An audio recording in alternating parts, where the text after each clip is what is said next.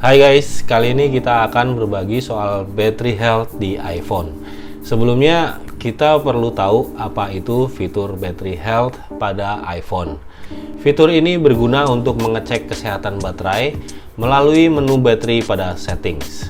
Setiap kali kamu ngecas iPhone, sebenarnya kemampuan baterai akan sangat sedikit berangsur berkurang. Yang mana ini artinya baterai tidak dapat menampung daya sebanyak yang semestinya bisa ditampung baterai pada satu kali pengisian. FYI, hanya iOS 11.3 ke atas yang mulai ada fitur battery health ini. Lalu berapa persenkah battery health yang masih bagus untuk dipakai? Normalnya adalah 80% dari kapasitas normalnya. Jadi tanda prosentase di BH itu adalah prosentase dari kapasitas yang seharusnya. Nah, kalau BH kamu sudah 80%, berarti saat mengecas 100% itu sebenarnya baterai kamu hanya mentok mampu menampung 80% dari kapasitas yang seharusnya. Katakanlah bateraimu 1000 mAh. Berarti jika BH-mu 80% saat ngecas 100%, sebenarnya kamu cuma ngecas 800 mAh dari yang seharusnya 1000 mAh saat baterai masih baru. Perhitungan umur baterai itu juga bisa diperkirakan dari berapa kali kamu sudah pernah ngecas sampai 100% atau yang disebut charge cycle.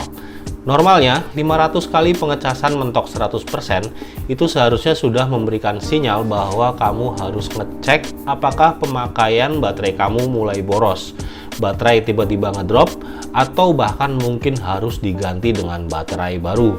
iOS sendiri nggak ada fitur penghitungan umur baterai berdasarkan charge cycle ini. Sebagai gantinya, Apple memberikan fitur battery health untuk penggunanya. Tapi kalau kamu pengen lihat charge cycle iPhone kamu bisa melihatnya menggunakan software komputer 3U Tools.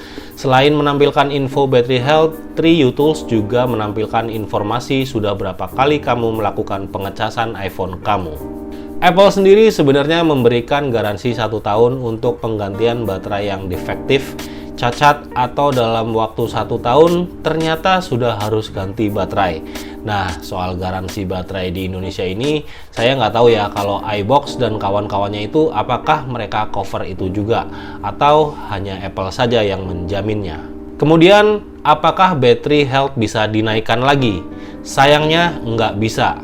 Kecuali ada sistem error atau bugs yang membuat software salah membaca informasi detail dari baterai. Tapi ada yang bisa kamu lakukan untuk menjaga baterai panjang umur, yaitu gunakan iPhone secara normal di kondisi dan suhu lingkungan yang baik. Atur kecerahan layar secukupnya, gunakan WiFi daripada seluler, redupkan layar atau pakai auto brightness yang akan otomatis menyesuaikan kecerahan layar dengan kondisi pencahayaan sekitar. Kamu juga bisa mengikuti pengalaman para pengguna yang saya sadur dari Reddit ini, yang mana mereka ngecas sebelum habis 0% dan berhenti ngecas sebelum 100%. Yang lainnya bilang jangan pernah overcharge atau udah 100% tapi tetap aja dicolokin. Kalau menurut yang ini mending langsung cabut charger setelah mencapai 100%. Pendapat lain mungkin lebih baik menggunakan slow charger ketimbang fast charger. Nah, kalau dua tips terakhir yang ini saya agak ragu, karena charger sekarang pun canggih-canggih.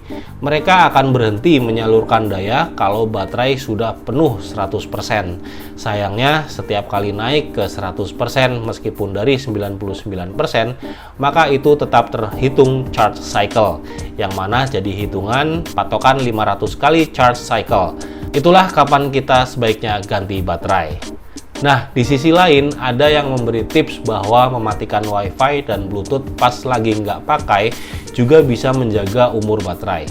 Tapi dalam hal ini pun saya ragu, karena dari expert yang pernah sharing soal matiin WiFi, Bluetooth dan sebagainya di iPhone, itu sebenarnya nggak mematikan sepenuhnya komponen WiFi dan Bluetooth itu sendiri, melainkan membuat keduanya pasif terhadap penggunaan user dan tetap aktif menyala untuk tujuan penggunaan oleh sistem iOS dan maupun aplikasi pihak ketiga yang diizinkan mengakses WiFi, Bluetooth, dan lain-lainnya di latar belakang. Cara lain yang masih masuk di akal saya adalah mengatur penggunaan location services atau layanan lokasi. Nah, sebagai tambahan ada yang bilang mematikan aplikasi itu bisa mengurangi borosnya baterai. Menurut saya sih mematikan aplikasi dengan slide-slide di Recent App itu juga tidak perlu kamu lakukan kecuali iseng. Karena aplikasi yang dimatikan dan kemudian kamu memanggilnya kembali, menjalankannya kembali, itu butuh lebih banyak daya dari baterai ketimbang memanggilnya kembali dari Recent Apps atau memori. Nah, daripada slide-slide aplikasi begitu, mending manage aplikasi-aplikasi tersebut di menu background apps yang bisa kamu temukan di settings atau pengaturan. Jadi, gimana? Masih bingung kan gimana soal battery health ini?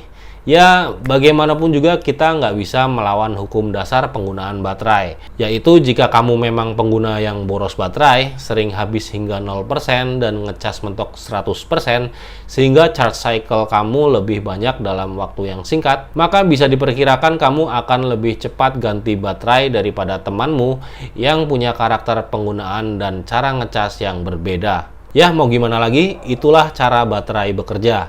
Tapi di sisi lain, memang nggak sedikit kasus di mana ada user yang bisa dikatakan beruntung, dapat iPhone dengan baterai yang bagus, tapi ada juga yang kurang beruntung karena dapat iPhone dengan baterai yang kualitasnya kurang bagus, atau bahkan cacat dan lebih buruk lagi daripada teman-teman yang lain. Well, kalau kalian nangkep poin-poin yang saya jabarkan tadi setelah kalian nonton video ini, semoga semua itu bisa bermanfaat buat yang nggak pengen terlalu cepat ganti baterai.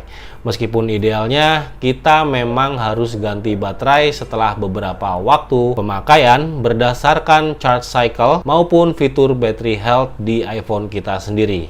Kenapa? Ya, agar tetap mendapat performa iPhone yang optimal. Dan hati-hati juga, baterai yang diam-diam cacat juga bisa diam-diam merusak komponen lainnya.